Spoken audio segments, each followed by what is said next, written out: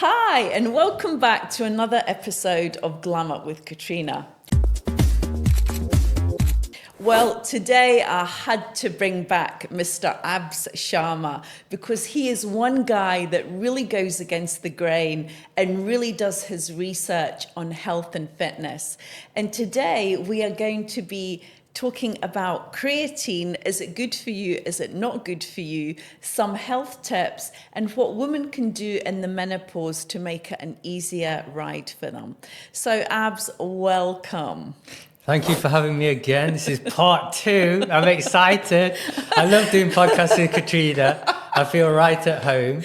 So let's just tell the audience who you are and what you do again to remind them. So I'm Abs. I'm calling myself the Health Connector because I can't find any other description. Basically what I do is I just connect the dots between different areas of health. And I like to share information broadly about different topics in health, fitness, biological sciences, this sort of thing. And then people can make their own decision once I give them the information.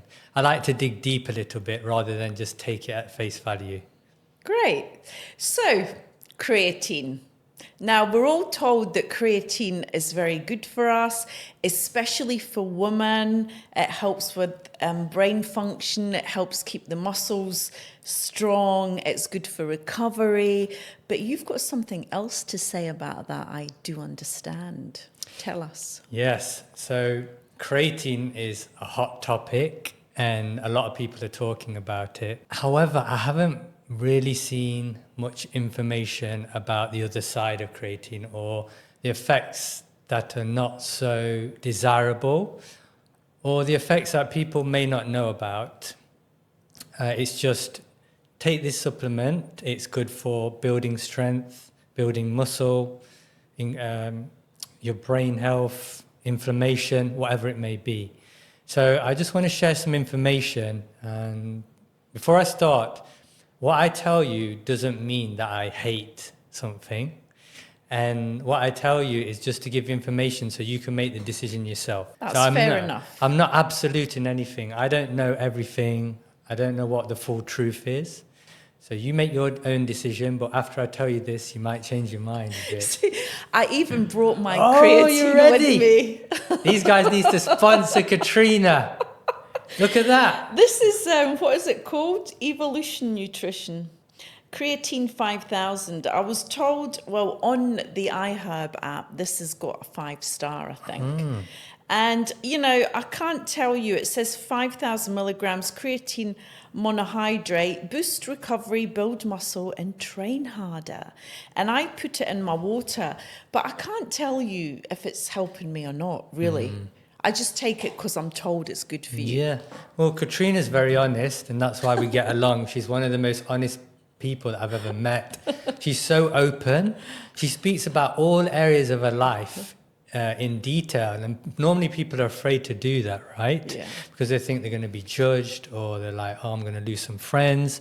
But you are as you are. So however she is on social media is exactly how she is in person. Oh, that's what I you. love about it.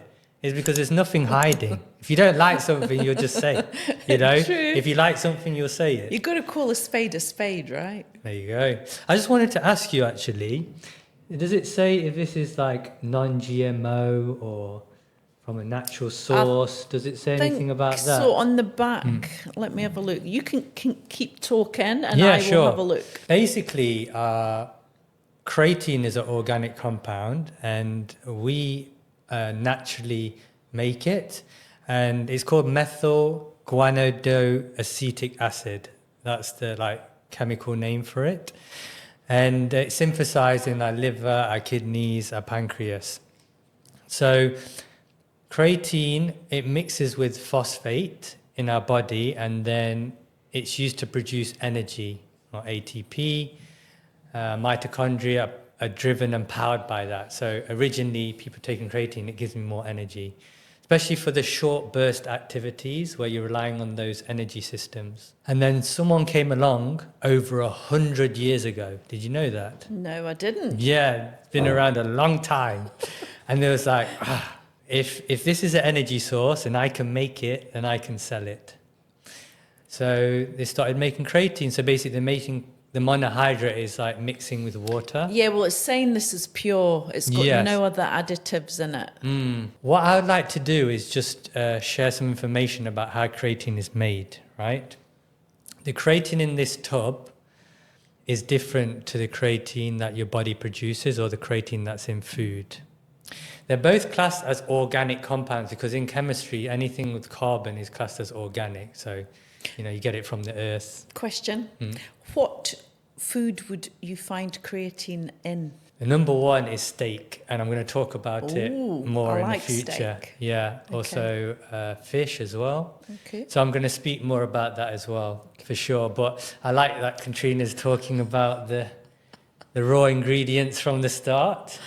So this here, I'll hold it up actually because it adds to the effect, are actually crystals, right? So they make this in a lab with sodium sarcosinate and cyanamide. And these two elements, actually, they make them. They're synthesized in a lab. They take them either from like amino acids or they grow microorganisms in a laboratory. So I've got a question for you. If you know that your food is made in a lab, would you eat it? No. So I'm just sharing this information so you know, because obviously when you get this, you think, this came directly from... This is essentially a chemical. Yes, because Okay. there's a chemical reaction involving pressure and heat and other chemicals. So it's And actually not natural. it's not natural. Okay. Yes. What I would like to add as well is the chemicals that they use to make it. Because the influencer or the doctor or the nutritionist is not telling you, or they may not know. So some chemicals that are used are acids, solvents, formaldehyde. You might have heard some of these: ethanol, methanol, ammonia, and sodium hydroxide. They're used in the chemical reaction and then they wash it off. So another question I would like to ask is, if your food came into contact with these compounds and they washed it off, would you eat the food? No. There you go. So the companies are not telling you this because it's going to put you off. Also, the microorganisms can be genetically modified. That's why I asked, is it non-GMO? Most creatine supplements are GMO, genetically modified. Do you eat genetically modified food? Yeah, no, it doesn't say that on it actually. Yeah, it doesn't say, it should say non-GMO. So it doesn't say that, so it must be GMO then. Yeah, so if you're going to have a creatine, go for a non-GMO one if you want to take it. What else then? So I think what it is, there's so many studies done on it, right? And that's why so many people will promote it, because in the field of sports science or nutrition or even medical science, if you can find a study that backs it up, you're like, yes, I found the study, I found hundreds of studies, then I'm going to promote it. And then a lot of people, they get kickbacks, right? So, if a brain doctor's saying it's good for your brain and they've made their own creatine supplement, they're going to get a kickback from it. They've packaged it, and then how much was this, by the way? Do you know? Not much. Okay. Maybe 60 dirhams or something. Oh, that's a fair price. Yeah, it's not bad. 60 dirhams is pretty good, but I know some of the high quality ones, they could be like over 150 dirhams or closer to 200 dirhams. So the industry is actually worth now almost $1 billion, right? So it's a lot of money. And when there's a lot of money, you can do a lot of studies, right? So they're going to fund the studies, and the studies are going to be like, yes, improve strength by X amount. The muscles grew by X amount. But you have to remember that just because it's on the market and just because this means a study's done on it, doesn't mean it's good for you. There's many substances in our food that are not good for us. If you go to a supermarket, you might see some sweets.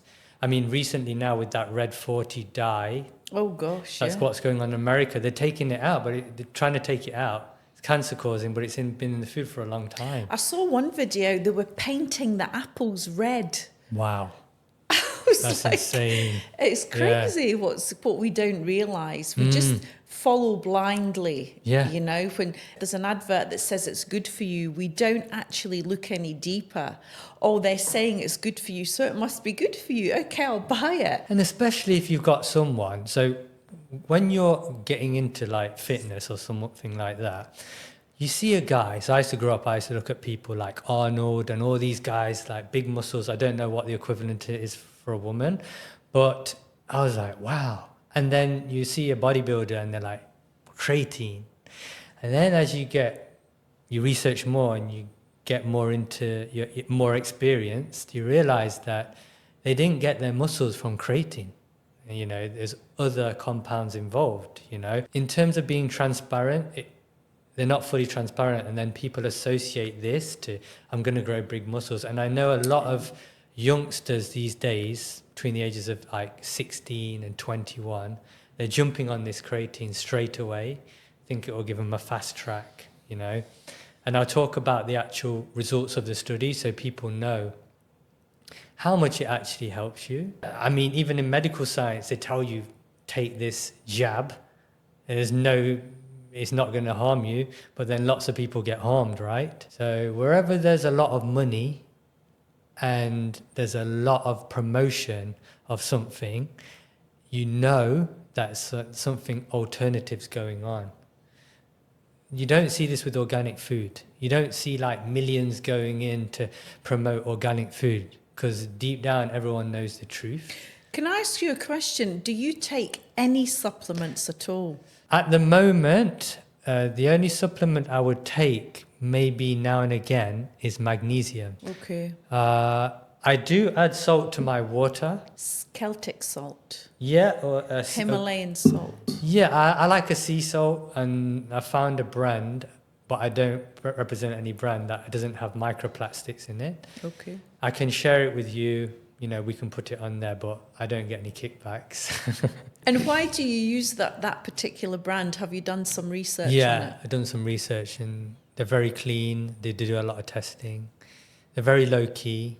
Now to like take you away from the creatine for a minute. Yeah. This concern about microplastics in our food and in our water, and I mean, what can we do about that really?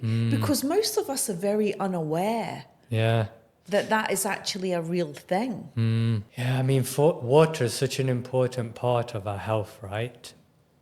Firstly, get yourself a shower filter. I've got one. There you go. Nowadays, you're getting filters that you can put on even your sink. Have you seen that? No. Yeah, you can put them on your sink and people are washing on the their sink. face. Yeah. So that's helpful. And then look for like a good quality water source. I mean, if you can get bottled water, it's better. But it costs a lot of money. It does cost a lot, but then I'm the type of person I spend my money on health rather than, no disrespect, like getting a better designer brand or whatever it may be. Water is a source of life, but it's up to you. Try and get a good quality water. There are a lot of water filters out there as well, but I'm not a big fan of the filters. But what is a good quality water? I would say go to the source. So this one's from the UK. Hilden. Yeah. So it's a spring water, like if it's running down the mountain and nature's naturally cleaning it, that would be really good. And then it has the natural minerals in it. But then you get some bottled water, they're just using tap water, right? So you can contact the company and you can find out. And that's going to come in some health tips I'll talk about as well. Okay. Find out about the source. So yeah, there's a lot of studies done on creatine, right? And I looked at them, so I did an overview. So I want to know that I come prepared today. So there's an average, I would say there's probably about 500 studies done. There probably more, but like the weighty ones. And from the 500, 200 of the studies done on creatine, people showed no improvement or negligible improvement. Ooh. Okay, so let's dash them to the side. So that's 30% out, and then there's 300 left. Then there's a meta-analysis on those 300 studies. On average, people improved their strength by 10 to 15%. Now, I'm just going to put this into perspective, right? If I give you a pill and I say this is going to improve your strength, there's studies been done where people have improved 25% in their strength. That's how powerful the mind is, the placebo. There's a study done where people gave a group of guys a pill and told them it was steroids, and their performance went through the roof, like up to 25% more. So is but can you really measure the placebo effect? These double-blind control studies. Okay. So basically, when you compare that, where the person has no idea they're taking something, versus when they're told that they're taking this and it does this for you, okay, there's a huge difference, you know? Okay. And that's the standard. The double-blind placebo is the standard, right? However, for the creatine studies, what I found, and I may be wrong, on average 10% of the studies were double-blind. So you take away the 200, no improvement, you got 300 left, and you take away 90%, then you got the actual studies that are showing, and they're only showing 10 to 15% on the high level, which is the same as a placebo. And then we look at who actually got improvement from it, right? I want to go through the people that improved with the creatine. Okay. Vegans and vegetarians. That's normal, right? So if you're not consuming as much meat or fish, then your creatine stores are going to be lower. If I give you creatine in whatever form, you're going to have more saturation in the muscle and a capacity to have more energy. Young adults that don't have enough creatine stores in their diet. So, you know, when you're young, your diet's crap. Mine was rubbish until I got to about 21. Like I used to eat pizzas all the time. So I wasn't getting enough creatine in my diet. If I was to take it, then of course my performance is going to go up because I'm already malnutritioned. Mm-hmm. Then untrained people. I don't know if you remember this, but when you first went to the gym, there was a mass improvement in your performance, right? We call this newbie gains, right? Right. So naturally, if you're giving it to a young person, they're still on that curve of like quite a drastic improvement. And then it also works on people that have suboptimal lifestyles, quite sedentary or not doing anything. And then you get them to move and then take some creatine and like, oh yeah, it's psychological as well, plus the fact that they neglected themselves. What I was more interested in is in people that have maxed out their natural limit. Normally this happens after 10, 15 years of training. You can't really get better. So explain that. So we have a natural capacity in terms of improvement, right? Okay. That's why you'll see the strongest people in the world, they'll probably peak at like late 30s, early 40s, and then they'll start to get weaker. You might get some genetic anomalies that are like still strong in their 50s, but they're enhanced as well. But for the average person or a natural person, once you start training after 15 years, you make really small improvements, right? Minuscule. And that's a big giveaway, you know, when you see someone, they're growing and getting bigger and stronger as they are aging, whether or not they're natural. Oh. So there is a natural limit and there's a way to test it. There's actually a formula as well to find out what your natural limit is. And you can test like the thickness of your back. So I've got really skinny wrist, right?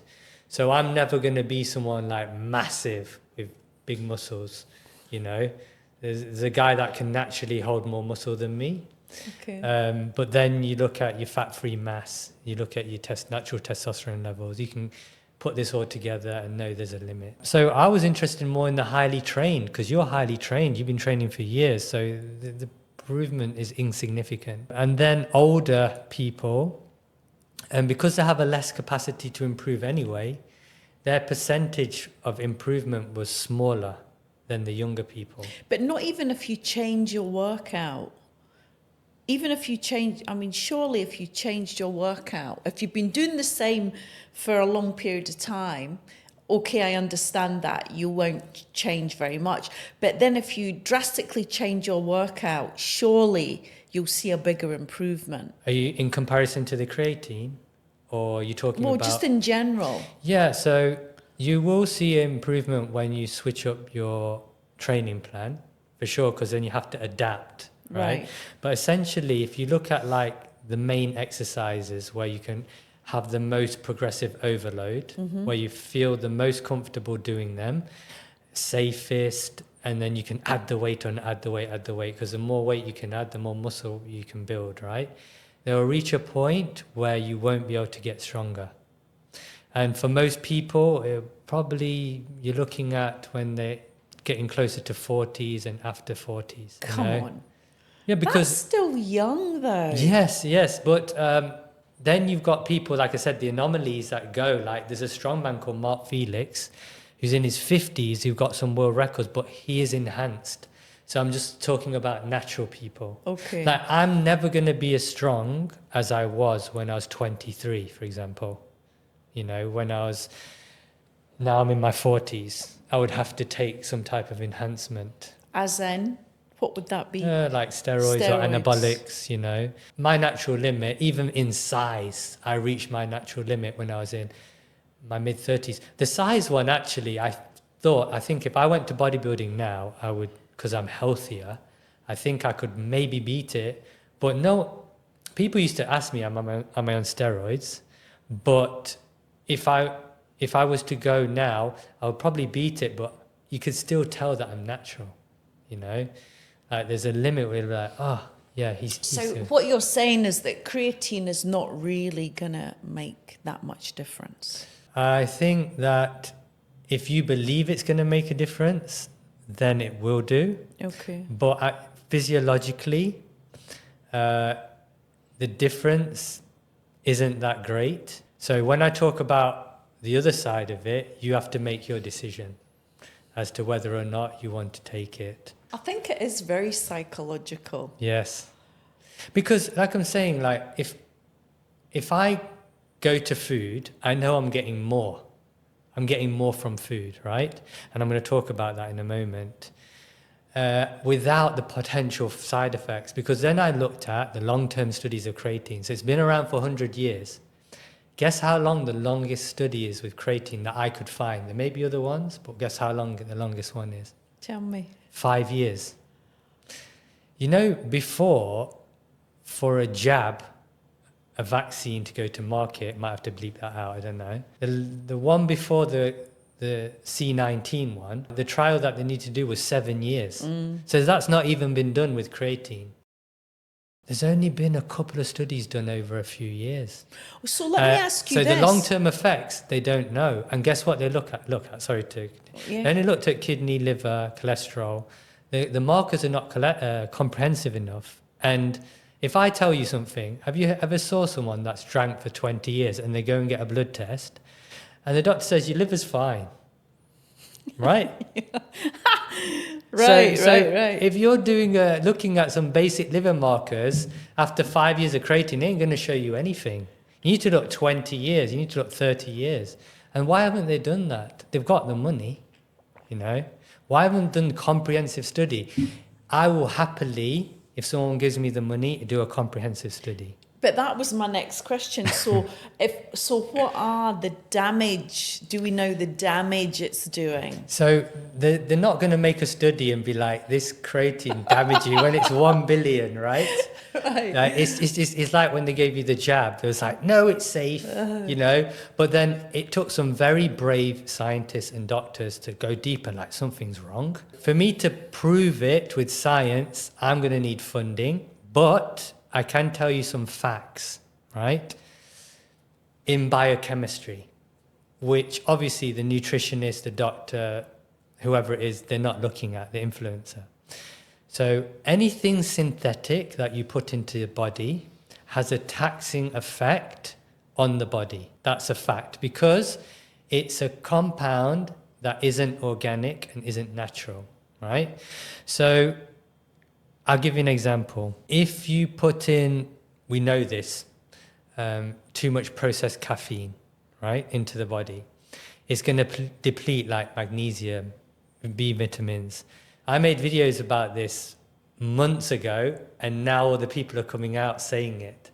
So what I tell you now, I believe, will come out maybe in a few years or 5 years, right? Because once you connect the dots, it naturally will happen. Once I did a presentation for medical directors, doctors, pharmacists, what happened during any type of mass vaccination. So in history, what's happened is we had an increase in autoimmune disorders, an increase in neurological disorders, an increase in gut health issues, child behavioral disorders. So I showed them this, and then, but when it came out, they're like, no, it's fine. And then this is exactly what's happened. So science predicts what's going to happen. So using biochemistry, I will predict. So it's going to deplete your body of cofactors, creatine will, because in here, there's no cofactors. So you have amino acids, you have vitamins, you have sodium chloride, magnesium, zinc, vitamin D is required for you to use that creatine. So because it's not in there, it's got to take from your body. It's got to take from somewhere. Okay. So you have to balance that out by having a bit more. And you notice how people say this here builds water retention. Because creatine uses water to be activated. Yes. Right? So if you take that, it's going to dehydrate you. Right? So that's another negative side effect. They're not pushing that because it doesn't sound good, right? It's going to affect your transportation of the methylation cycle, because this here uses an artificial methyl donor. They use that in the process. So it's going to deplete that. So it's going to affect your natural body's production. So we call this of creatine. Okay. Yeah. So we call this endogenous production. And this is also proved. I can prove it because on average, when people came off the creatine, it took them 30 days to restore the natural levels. Oof. So it's suppressing your natural levels. Just like if I was to take testosterone, then if I was to take it endogenously, my natural supply will go down. This is what happens with all endogenous compounds in the body. So people need to be aware of that. It's going to affect your gut flora because it's artificial. So that's why, have you heard people saying that they feel nauseous, cramps, they might get headaches, the connection, also the dehydration.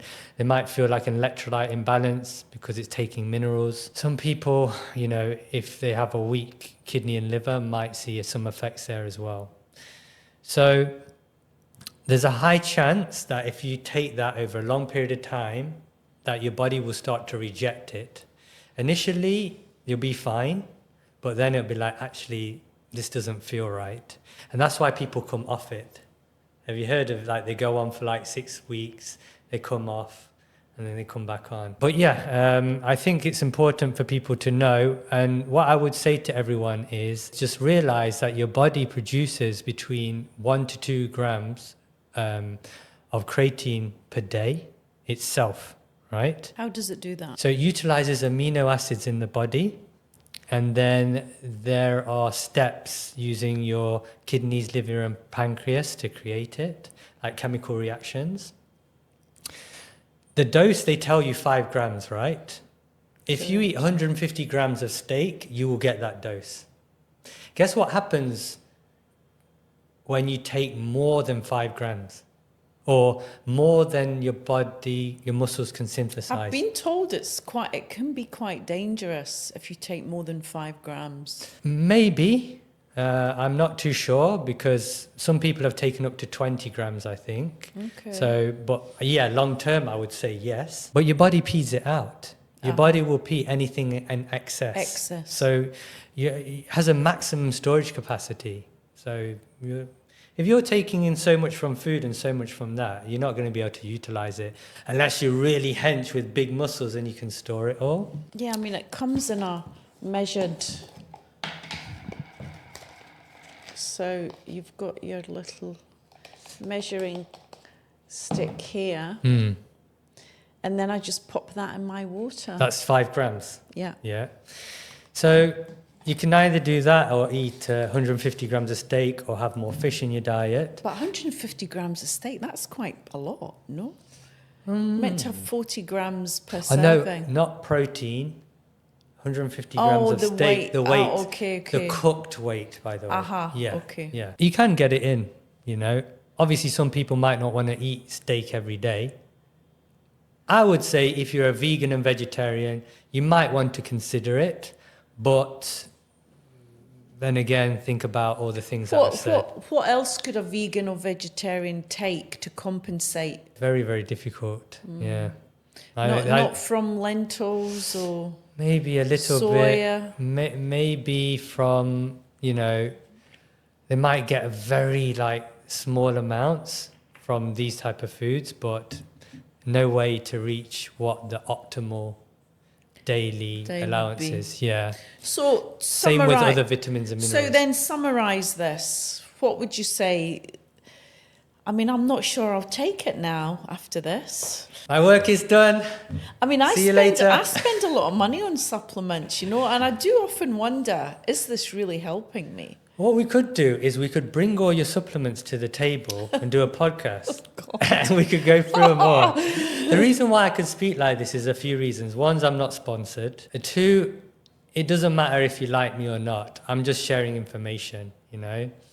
I know some people, they want to appease people and then they get more followers and stuff like that. I'm just here to spread information. No, and that's what I like about you. And I know that you do your research and I know you dive deep and you go against the grain and you're not afraid to challenge doctors and scientists and all the rest of it. So that's great. So that is really interesting. So what other health tips can you give us that are maybe not mainstream, that are maybe a bit different? I don't know about mainstream. I was thinking because, you know, like I said before, I don't really advise people unless I know a lot about them. But what I can do is I can emphasize the importance of certain either nutritional tips or habits. Okay. Right? So I'll focus on that. So good quality food.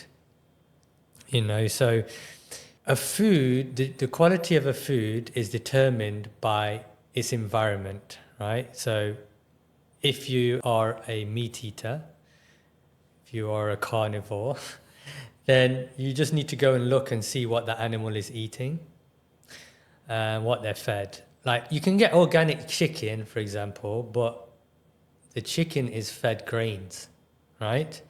So the quality of the chicken is still below par or below optimal, all right? So obviously certain foods are difficult to get, but I'm just raising awareness on the reality. Like if you look at the egg of a chicken that is foraging on insects from the floor, from the ground and its natural environment, the color is different. It's more red. It has more omegas, you know. It's higher in nutrition. So what should we, because eggs are a big thing, so what should we be looking for in the supermarket regarding eggs? I always buy organic eggs, but... Organic eggs? I mean, that is a loose term, I feel, nowadays, organic. Yeah, organic eggs, yeah, it is loose. If you go in hierarchy, pasture raised is number one. Pasture raises that they're feeding off the pastures. Okay. And then you can get organic, but then they're given grains. The ones that we get in the shop, they're given grains most likely. Or you can get a combination. It's the same like a cow. A cow can be organic, grass-fed, but they're still giving it grains. If you see grass finished, that means it's only eating the grass. Oh, interesting. Yeah. So we should look for the word finished. Yeah, but that's difficult to get and it's expensive. Okay. So I would say go according to your budget. Organic is better than non-organic. Grass finish is better than general organic. Non-GMO is better than just whatever, which is obviously...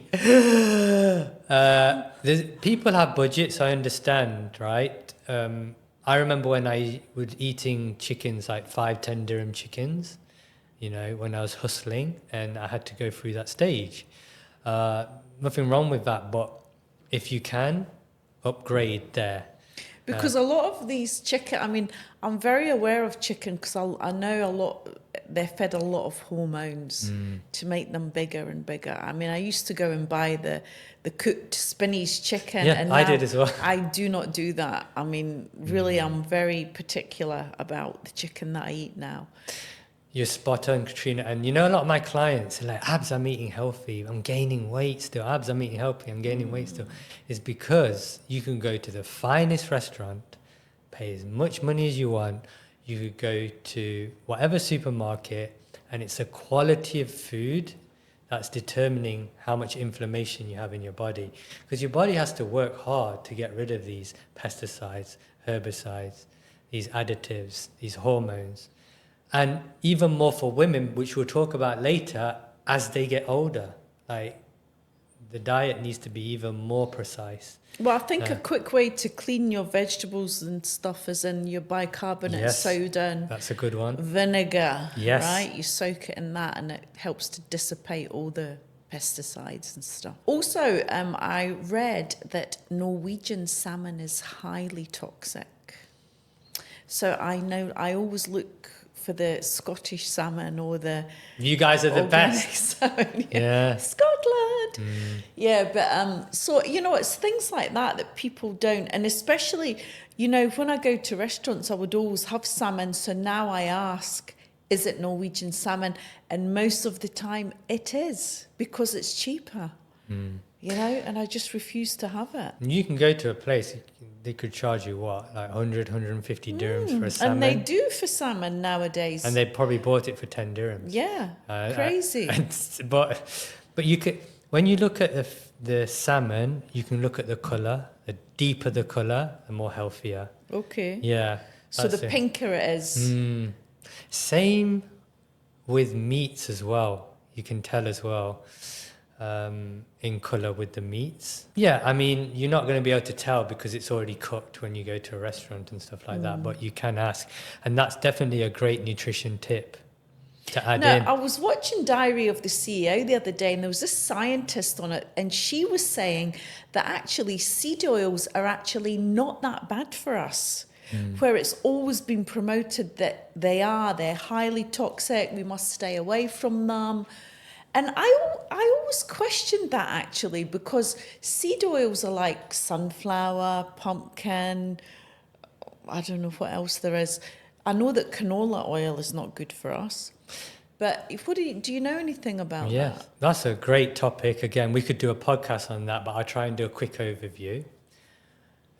Pumpkin, sunflower, these are amazing for our health, particularly for women.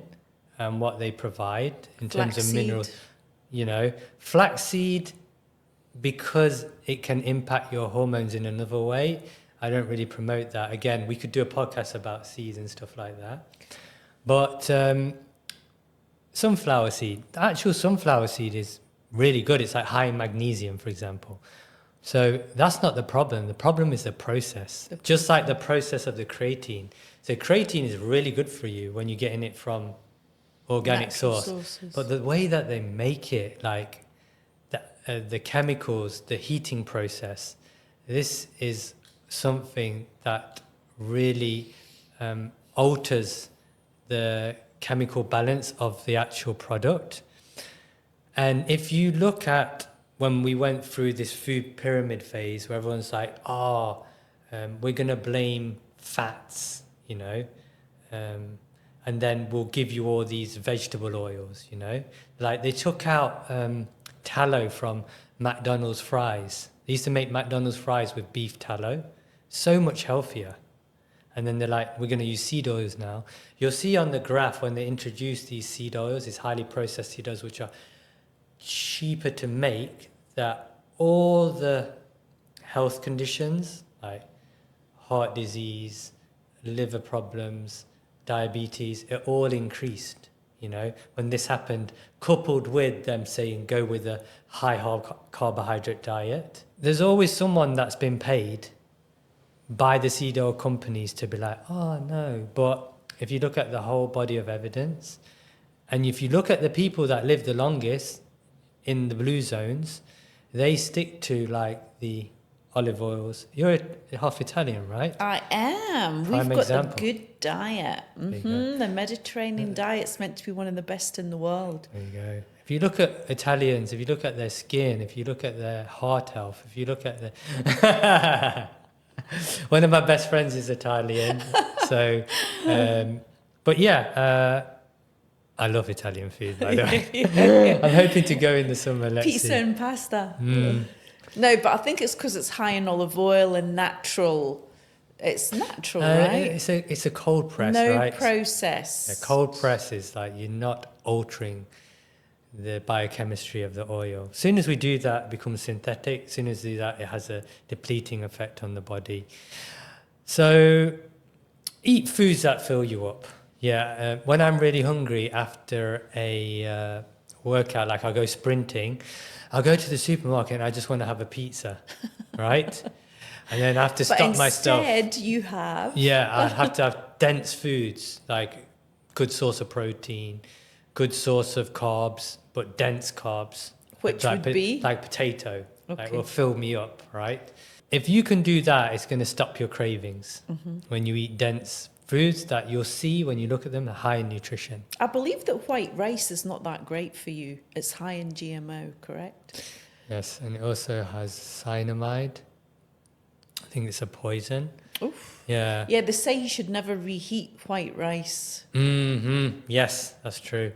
Guys, never reheat white rice. It can be very full of bacteria, right? And people don't know rice is a man-made food. It is actually created by man, just like bananas. Oh. Yeah, through Tell us interbreeding. Yeah. Bananas, but I thought bananas come from a tree. No, they did some breeding between things and then created a banana. Yeah. Please go and research that yourself.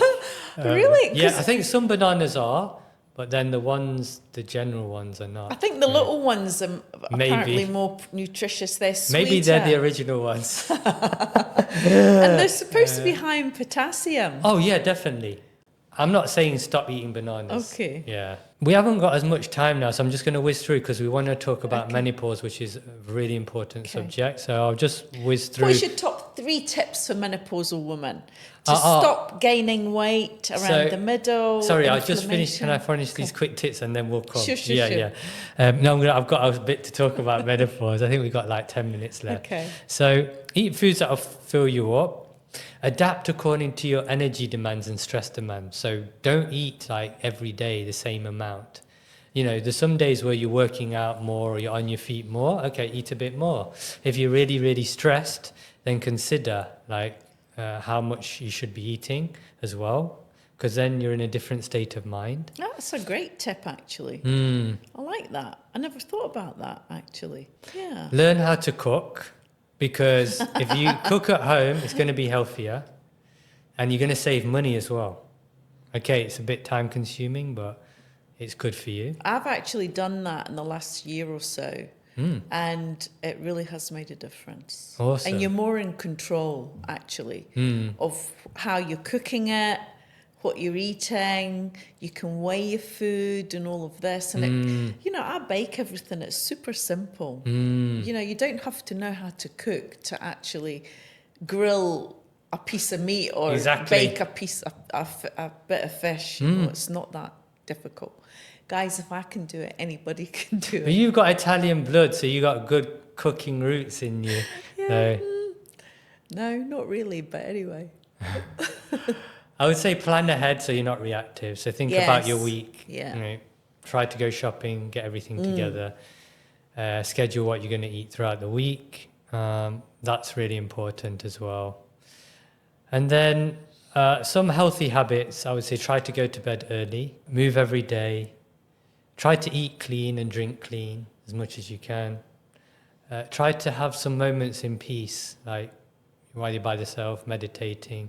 Katrina's more of an expert in this department, so I think you know the power of, you know, striving for good energy. Even 5 minutes a day can change your whole day, and it's better to do it in the morning, and then you set yourself up for the day. So, you know, people think meditating is emptying your mind and thinking of nothing. No, it's not possible as human, but what it is being present in this moment, being aware of everything around you. That is meditation. Going for a walk along the beach, you know, looking at every step you take, that is meditation. So it's just living in awareness, really. And the last one is get some sunshine. And I think on the next podcast we do, or in the future, I'll talk about all the benefits of vitamin D as well. Yeah. But yeah, like you're saying, Katrina was asking about menopause. So firstly, before I ever talk about a subject, I like to give some awareness first, because if I just jump straight into it, people might not understand. Perimenopause, menopause, it's a natural process, right, that women go through. And it's in relation to what's going on inside your body, particularly hormonally and with your ovaries, right?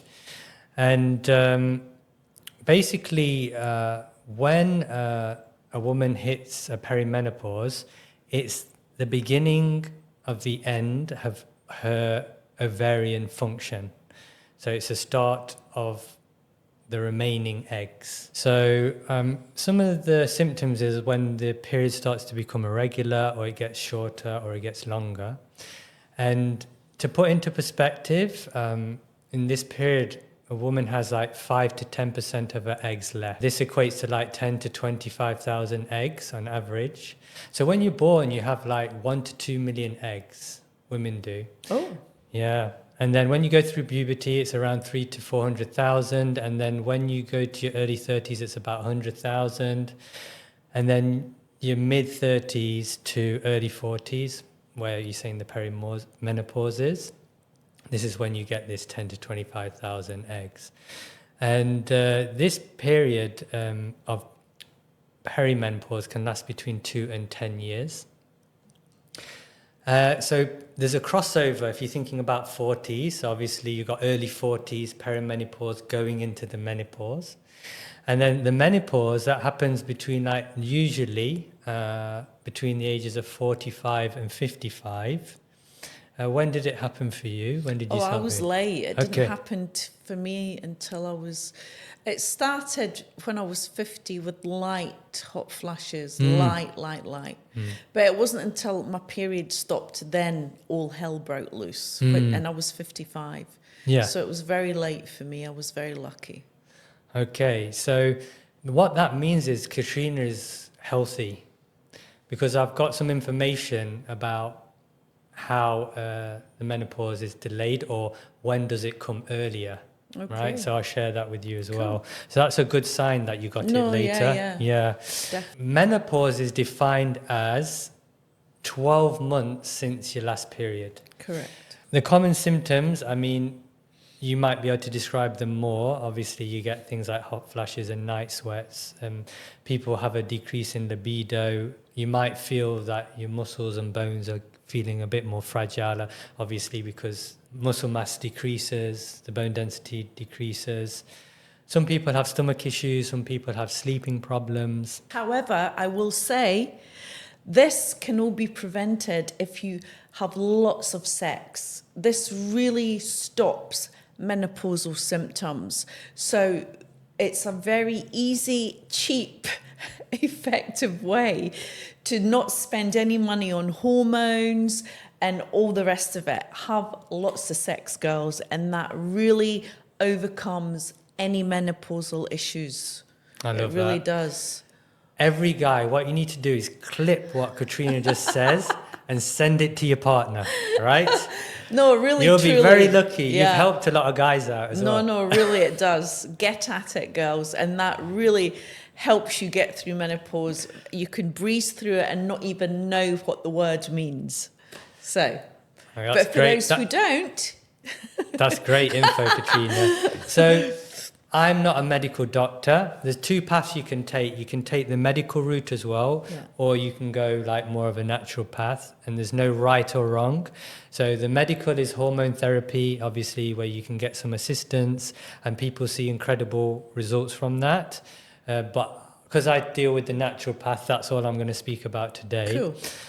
So this postmenopausal period, I don't know how long it's lasting for you, but people say it's like between 4.5 and 9.5 years it lasts. So up to about 60, they're still getting the flashes and the palpitations. During this process, what happens is you have a decrease in your ovarian function. So fewer eggs and therefore fewer follicular cells, and these control your hormones. So the three major hormones, as we know, estrogen, progesterone, testosterone, and all of these hormones have certain characteristics, right? So estrogen's like for bones, inflammation, sugar control, fat and muscle gain, it helps with as well. So we shouldn't demonize any hormones because they're very helpful. Progesterone normally helps with women to regulate their cycle. Yes, it does help with sleep.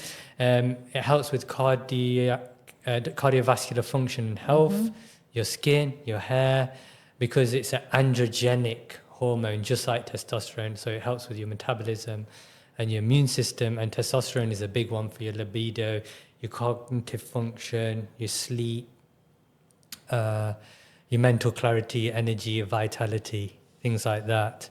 So you wouldn't take one without the other. If you take an estrogen, you must take progesterone, and the other way around, because they both counteract each other. Yes, you need to balance it all out. And obviously, if you're dealing with through the medical route, you need to have a good medical doctor to tell you. And regular blood tests, because your hormones do go up and down throughout the month, so it is quite hard to regulate.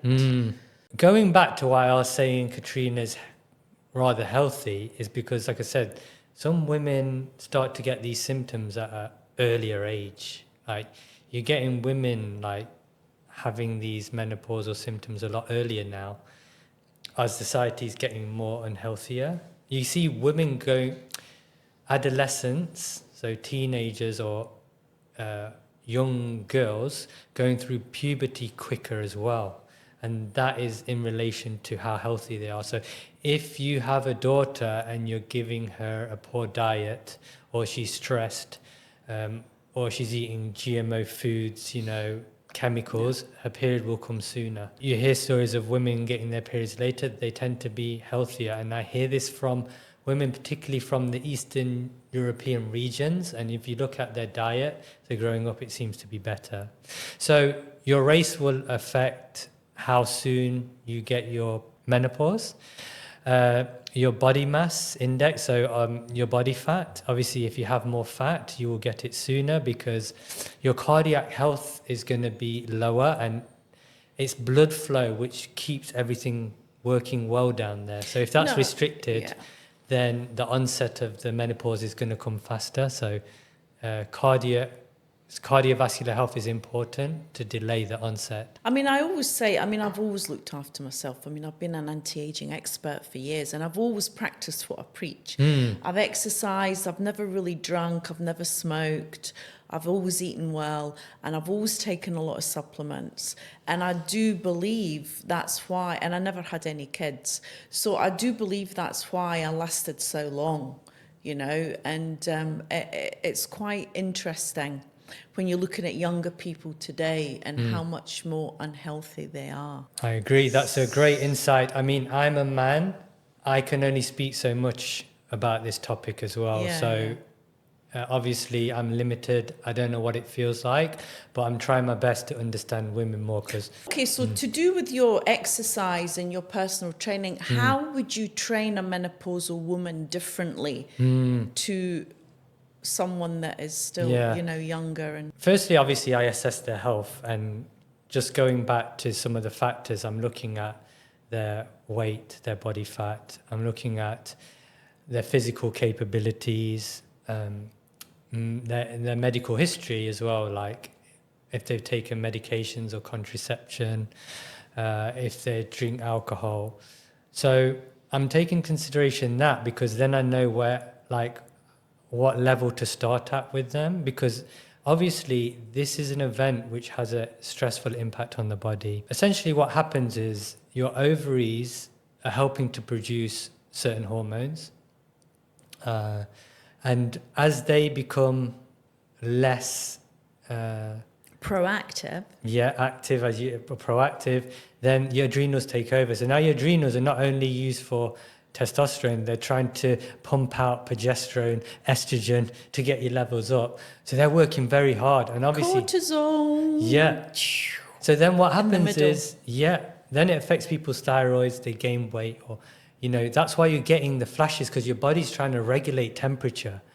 And your adrenals affect your thyroid, and your thyroid controls your temperature. So what I would do is, obviously, I would look at the hormonal profile, and some things that are helpful are how we're going to detox the body of unnecessary compounds that might be conflicting with your hormonal balance. Obviously, if you detox things like your liver's stronger, your liver helps to produce hormones, vitamins and minerals, then it's going to have a positive effect on, for example, your training and other health outcomes as well. No, I mean, I always recommend you detox your liver regularly. I mean, I was told that I had very high levels of cholesterol. And this was come as a shock to me. But when I went to see my naturopathic doctor, he told me, no, your cholesterol's okay, but what you do have is a bit of a fatty liver. So I did a detox on the liver, and it just cured everything. Amazing. So I think we do have to detox the liver. Yes. So if you imagine all these hormones are decreased. So what's happened? The hormones that are responsible for heart health, hormones responsible for skin health, energy, vitality, all of these have gone down. So you have to support these in your diet and training, So Heavy weights? no, not really heavy, no. Weights, yes, but not really heavy, because then that's a stress. So preserve muscle mass, yes. Okay. But just remember that the recovery is going to be less because of the hormonal profile. Right. So don't stress the client out or the woman out more than before. Be sensitive to it. Be sensitive to the changes. That's a good tip. Yeah, for sure. Obviously, minerals, give the person the right minerals that obviously support your health. Control the blood sugar, because again, these hormones help to control blood sugar. So help to do that. The cholesterol is one of them as well. So give them foods that promote good cholesterol, because when you have good cholesterol, then you can create more vitamins and minerals as well, which is obviously going to have a knock-on effect on your health. And this inflammation is to do with recovery. So how you structure your workouts for maximum recovery as well. Okay. So these are some of the things, but there's a lot of details because it's all individual. But you might want to put phytoestrogens in your diet, because your estrogens are coming down. So you've got like your nuts, your seeds, your vegetables. They will help to stabilize estrogen levels. But yeah, I would say that these are the main areas to look at. And the more you work with menopausal women, the more you realize that it's really individual. Like what you're experiencing and when it came to you is different to another woman, and her symptoms. I mean, I'm superhuman, so I mean... But I have learned through diet that actually high protein meat, eggs works very well for me. Less vegetables. There's all this talk about, vegetables are not really all that great. We don't really need fiber. That's also a fallacy. And I find that if I really stick to that meat, egg diet, I'll lose my inflammation. Sugar is a no-go because we don't have the estradiol that is needed to break it down anymore. Yes. Alcohol also, it's just, unless you're on hormone replacement to balance all of that, then it's very difficult to sustain the alcohol thing. That's great advice, because what Katrina's just pointed out, obviously, that we have certain hormonal pathways and insulin is the one that has the biggest impact on estrogen and vice versa.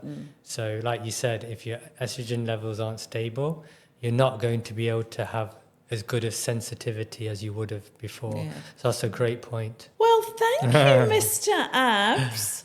Well, there you go. We have another session completed with Glam Up with Katrina. And I think this has been very helpful. You've been very informative as always. Please follow us. Abs IG is below. And I'm on my website, www.katrinavalente.com. Please follow and subscribe. It helps the algorithm.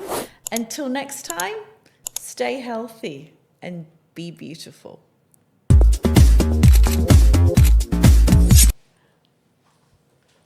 Thank you, my love. Thank you.